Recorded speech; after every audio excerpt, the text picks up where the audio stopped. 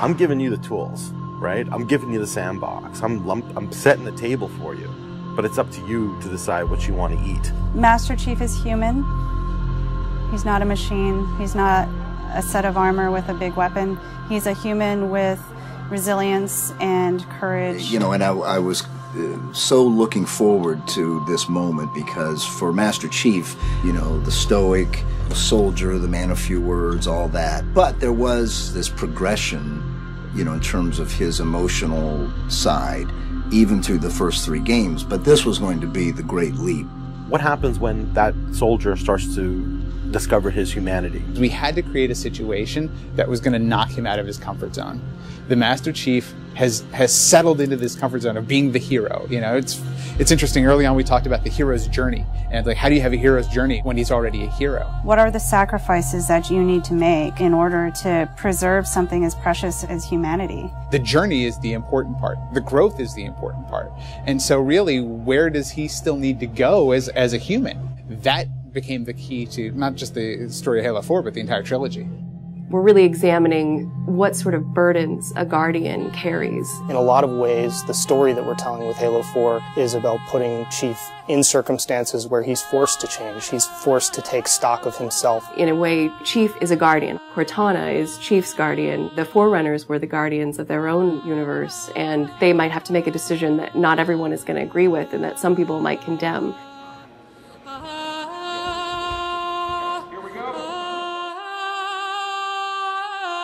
It's almost like you're a little kid and you're just playing make-believe again. So you imagine everything. The table's here. The plinth for Cortana is here. There's a window here. Ready, go.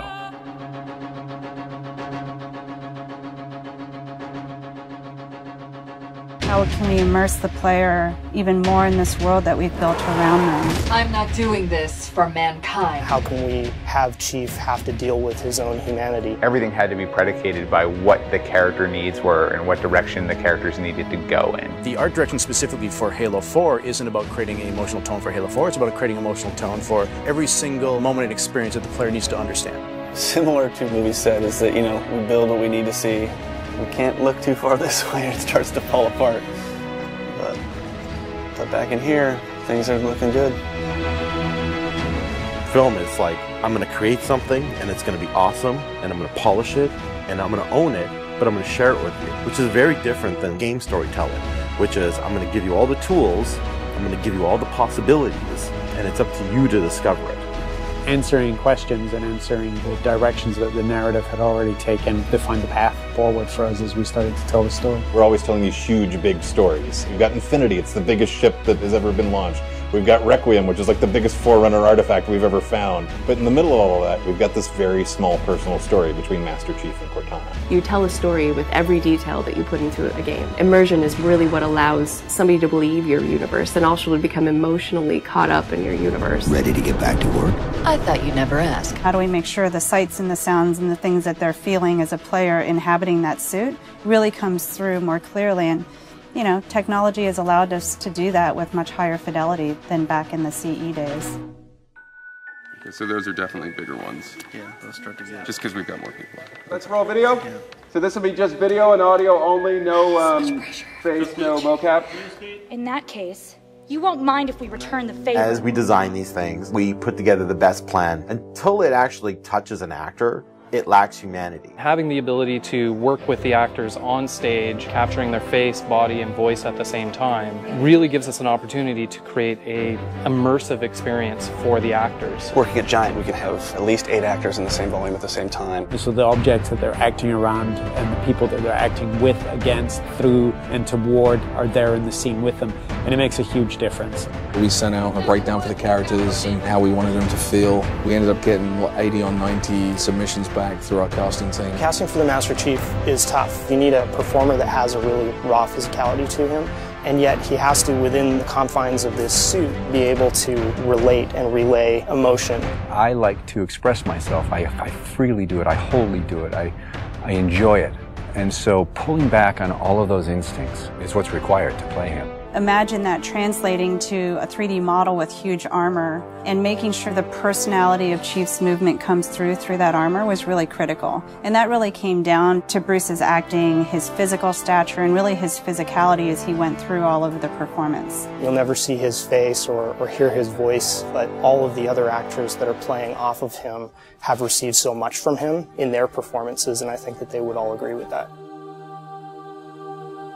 This is the low-res asset of Chief. We were afforded a little bit more budget since he's our hero. From the art process, storytelling is just about engaging the player. You don't have to answer any questions. You don't have to take them through a lot of loops of feeling. If the player is engaged, I think you've got the start. So Master Chief's a difficult one because he's a dude in a helmet. There's such particularly in science fiction, such a fantastic history of people being completely realized as people without having their face as a tool. For us, it's making him feel like a real person.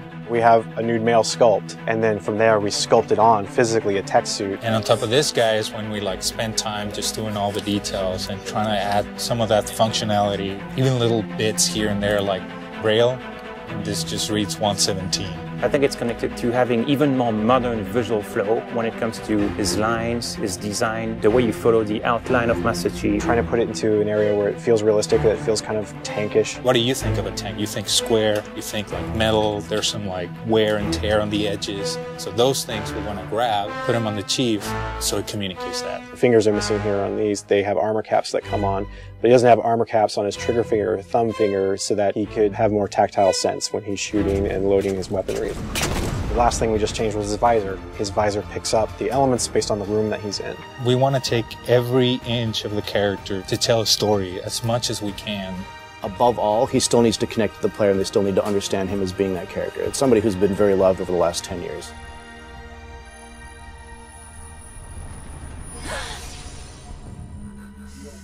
The irony here, right, is that we have a character who's not human at all in Cortana. I was put into service 8 years ago. She is the most human character that we have in the story. Right? She's struggling with her own mortality.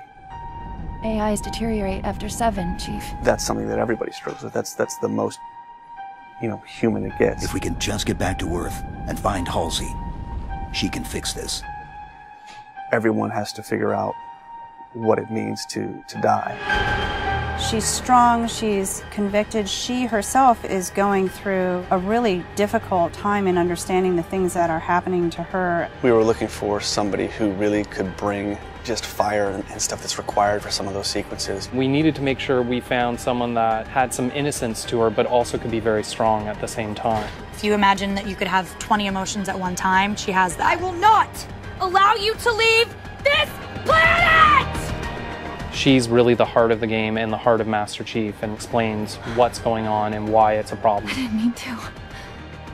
I didn't mean to do that. Cortana is certainly our biggest human connection, I think, with the entire story. How can we see these subtle details in her facial structure? It's the Forerunner symbol for Reclaimer. So this is the baseline where we started from Cortana, and then we go through and tweak and modify, having all these different elements moving throughout her that make her feel alive constantly. We wanted to make it to where you could have code flow lines start from every digit from her toes to her hands, and then be able to flow all the way up into her head. What you experience is her taking care of you as a player from a gameplay perspective, but I think you also start to get a sense of how she takes care of the human side of Chief.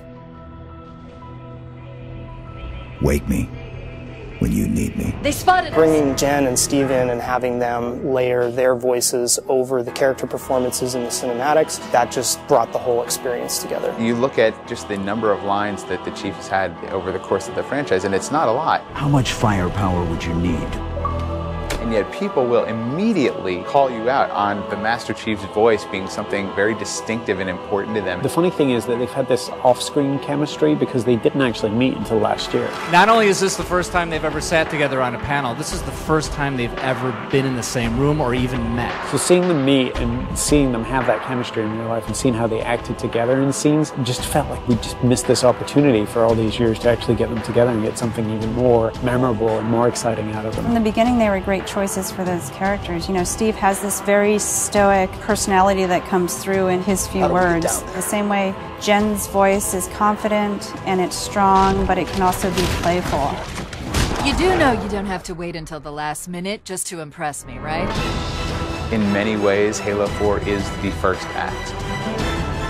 We want a player to be able to ask themselves what it is to be a hero. Is the sacrifice worth it? I often think of him as like Atlas, you know, like he's got the weight of the world on his shoulders all the time. Chief and Cortana are the same person, but she has always been the reflection of his humanity. People don't play Halo to watch a soap opera, and yet you don't want to just be kind of pulp.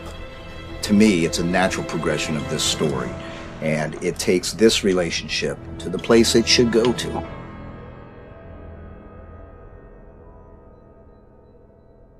Don't make a girl a promise you can't keep.